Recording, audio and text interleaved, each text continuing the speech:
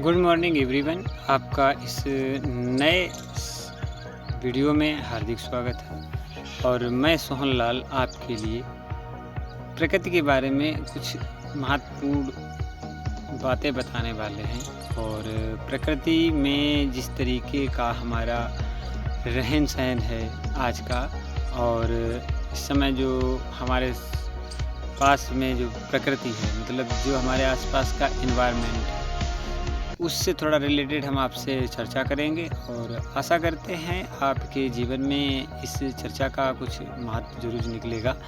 Video को अंत तक देखना तो निश्चित ही आपको समझ में आएगा कि ये शानदार जो हमारे आसपास का अनमोल रत्न, मतलब इस प्रकार का अनमोल रत्न है कि जिसे हम लोग चाहते हैं कि आसपास देखते हैं, लेकिन उसका हम लोग अनुभव नहीं कर पाते हैं। हमें इस प्रकृति के बारे में और प्रकृति हमें किस प्रकार से पालती है, तो जैसे कि हमारा शरीर है, इस पे हमारा कोई जोर नहीं है। ये कितना बढ़ेगा, कितना घटेगा, बाल कैसे बढ़ेंगे, ये हमारे मतलब हाथ में नहीं है।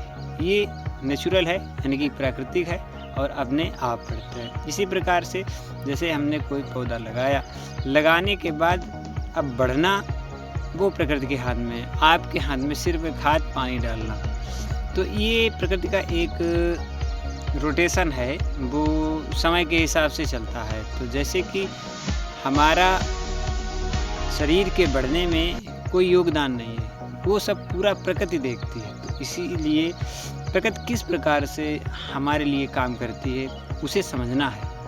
और जब उसे आप समझेंगे, जानेंगे, तो वास्तव में आपको लगेगा कि हमें जितना अपने ऊपर घमंड है, कि हम गर्व है कि हमारा शरीर ऐसा है, फौलादी है। हमने देखा है कि बहुत जो लोग फौलादी हैं, लेकिन थोड़ी सी बीमारी लग गई तो उनका शरीर कमज़ोर हो गया। तो ये जो है, ये कुछ भी अपने हाथ में नहीं है। कोई भी मतलब जो अपने पास एनवायरनमेंट जो बात मतलब जो हमारे लिए प्रकृति करती है, वो बिल्कुल अनमोल है और कितना मतलब एक लाइनबद्ध है, क्रमबद्ध है।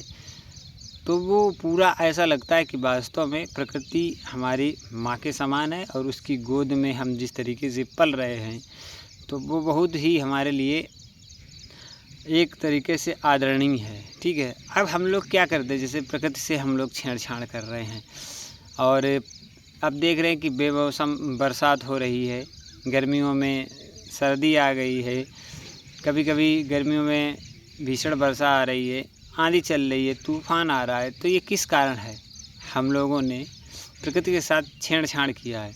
और छेड़छाड़ की वजह ये है कि कहीं भूस्खलन होता है, कहीं हिम वर्षा होने लगती है, तो इस तरीके से कहीं ओलावृष्टि होती है। तो ये बहुत आपदाएँ विपदाएँ प्रकृति जो हमसे नाराज़ होती है, तब हमें अपना वो एक रौद्र रूप दिखाती है, जिससे बहुत हानि होती है। जिस समय अभी कुछ दिन पहले आपने देखा था, जैसे कि हमारी लोगों की जो फसलें हैं, किसान भाइयों की, वो बर्बाद हो गई थी ओलावृष्टि के कारण।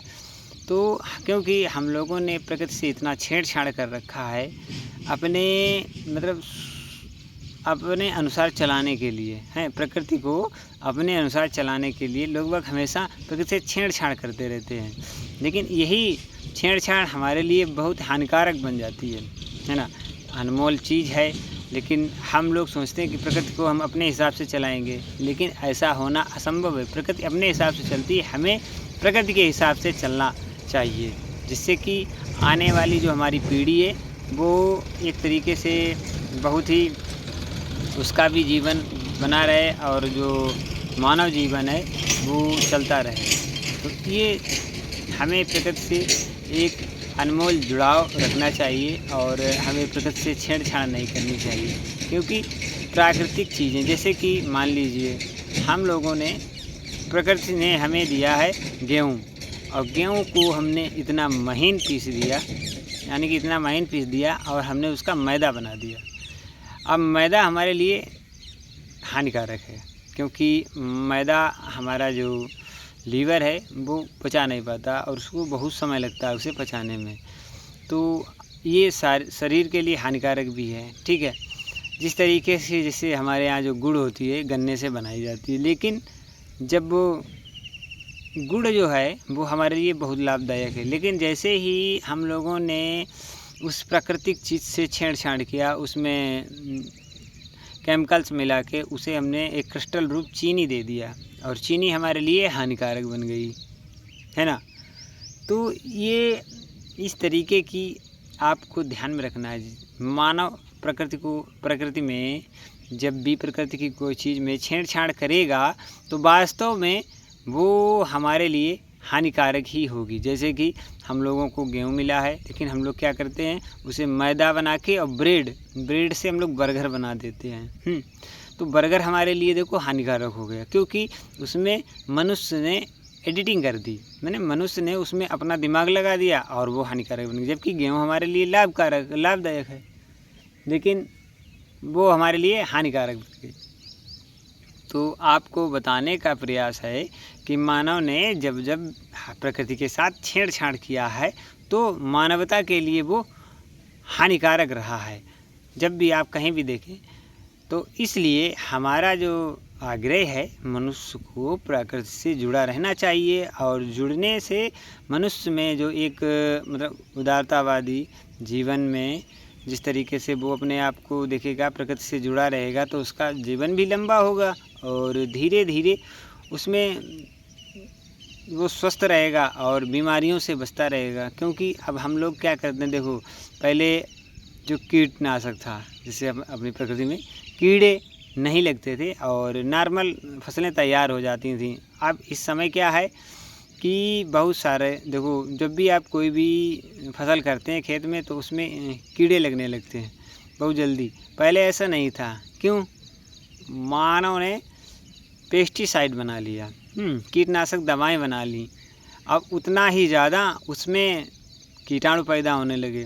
तो इसका कहने का मतलब है, मानव जब आगे बढ़ा है, प्रकृति से आगे बढ़ने की उसने कोशिश की, लेकिन प्रकृति ने अपने आप को ही आगे रखा है, मानव को हमेशा पीछे ढकेला है। क्योंकि मानव जिस तरीके से आप समझो, समुद्र में लहरें आती हैं, आप समुद्र के अंदर चले जाओ, लेकिन जब समुद्र में लहर आएगी तो वो आपको बाहर ला के खड़ा कर देगी। इसी प्रकार हमारी प्रकृति है कि हम जब भी प्रकृति के साथ छेड़छाड़ करेंगे, वो क्या करेगी, हमें एक बार में निकाल के बाहर खड़ा कर देगी, है ना। कहने का तात्पर्य ये है कि प्रकृति से छेड़छाड़ कम से कम करें और प्रकृति के साथ न सम्मिलित बन के रहें, प्रकृति के साथ चलें, ठीक है। नेचुरल एनवायरनमेंट जो आपको उत्साहवर्धक और एक तरीके से आपको इस तरीके का स्ट्रांग मजबूत बना दे। तो कहने का मतलब ये, जो हमारे पास आसपास जो आपको सराउंडिंग में दिखाई दे रहा है, उसे थोड़ा नेचुरल रखें और इस तरीके से काम करें। जैसे कि आपके घर है आपका, छोटा सा है, तो आप वहाँ पे गमले लगाएं। और प्रकृति से जुड़े रहने के लिए आपको, जैसे आपने गमले में क्या करना है, आपको इस प्रकार की फसलें चुननी है। उसमें आप धनिया बो सकते हैं, जैसे कि आप उसमें मिर्चा लगा सकते हैं, आप कोई भी चीज़ खाने पीने वाली चीज़ लगा सकते हैं, जिससे कि आप देखो नेचुरल चीज़ें आपको मिलेंगी, पेस्टिसाइड नहीं होगा, आपका जो आपका लाइफ है वो थोड़ा बड़ा रहेगा। और जिससे कि अब वो वृक्ष आपके घर में लगे हैं, आसपास लगे, तो उससे जो ऑक्सीजन निकलेगी तो आपको सांस लेने में भी मतलब ऑक्सीजन की आपूर्ति आपको पूर्ण रूप से हो जाएगी। तो कहने का तात्पर्य है, अपने आप को प्रकृति से शानदार तरीके से जोड़े रखें और प्रकृति से छेड़छाड़ कम से कम करें। जैसे कि अब सरकारें हैं, गवर्नमेंट हैं, वो हर चीज़ को बदलना चाहती है, डेवलपमेंट दिखा के क्या कर रही हैं कि डेवलपमेंट दिखा के और प्रकृति से छेड़छाड़ कर रहे हैं, खिलवाड़ कर रहे हैं। ये मानवता के लिए बहुत ही विष समान है, धीरे धीरे घुल रहा है, लेकिन जब इसका असर आएगा तो हम आपको बताएंगे कि इतना विनाश होगा कि मानव जीवन खत्म होने के कगार पर आ जाएगा। क्यों? मनुष्य किस चीज़ का विकास चाह रहा है, हमें तो यही नहीं पता है।